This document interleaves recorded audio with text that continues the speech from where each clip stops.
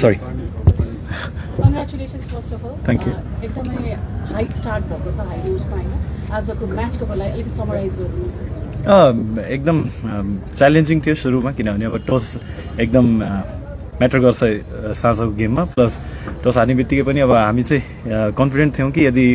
we post some good total on the board हाम्रो लागि जब चाहिँ इजी हुन्छ बोलर्सहरूको लागि बिकज साँझको टाइममा चाहिँ स्पेसली सेकेन्ड इनिङमा बोलिङ गर्न त्यति सजिलो छैन एन्ड स्पेसली फर्स्ट टाइम हामी अन्डर द लाइट्स खेलिरहेको हुनाले पनि अब ड्यू कतिको हुनसक्छ भन्ने पनि कुनै धेरै आइडिया चाहिँ थिएन तर पनि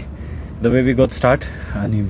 गप्थेल अनि लोकेश अनि त्यसपछि शुभम नारायण जो पनि अब बसिर जो पनि ब्याटिङ गर्न गइरहेको थियो सबैजनाले चाहिँ आफ्नो च्यालेन्जेसहरूलाई चाहिँ एक्सेप्ट गरेर त्यो एक्जिक्युट चाहिँ जुन गर्नुपर्ने थियो प्लान्सहरू त्यो सबै एक्जिक्युट गरेर we posted a good total on the board plus अब बोलिङमा चाहिँ very happy the way we played as a unit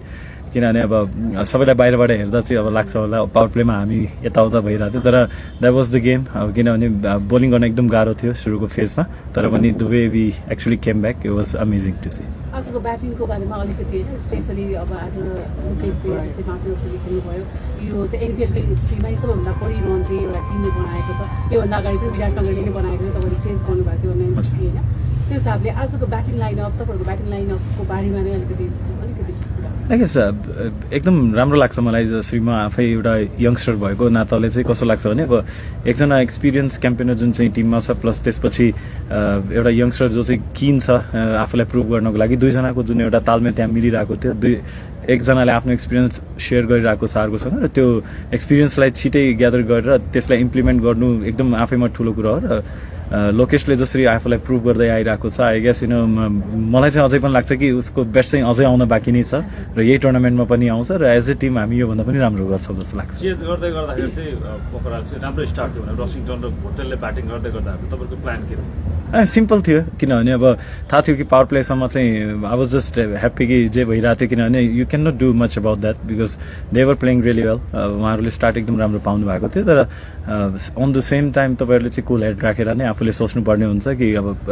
if we were batting on उहाँहरूको ठाउँमा हामी हुने भए पनि त्यही स्टार्ट नै हुन्थ्यो हाम्रो लागि पनि किनभने बोलिङ गर्न गाह्रो थियो त्यो फेजहरूमा तर त्यसपछि गेम जुन थियो एक्चुअल गेम चाहिँ त्यहाँबाट स्टार्ट त्यो फ्याक्टरको कुरा गर्नुभयो कति गाह्रो थियो बललाई ग्रिप गर्नलाई बल आफ्नो समाउनलाई डिलाइनको हेर्दाखेरि पनि गाह्रो भइरहेको छ 6मा बल परिरहेको थिएन सो कति डिफिकल्ट छ मेरो एक्सपिरियन्समा मैले आजसम्म जहाँ पनि खेलेको छु त्यसमा चाहिँ सबभन्दा बेसी ड्यू नै आज नेपालमै देखेको थिएँ मैले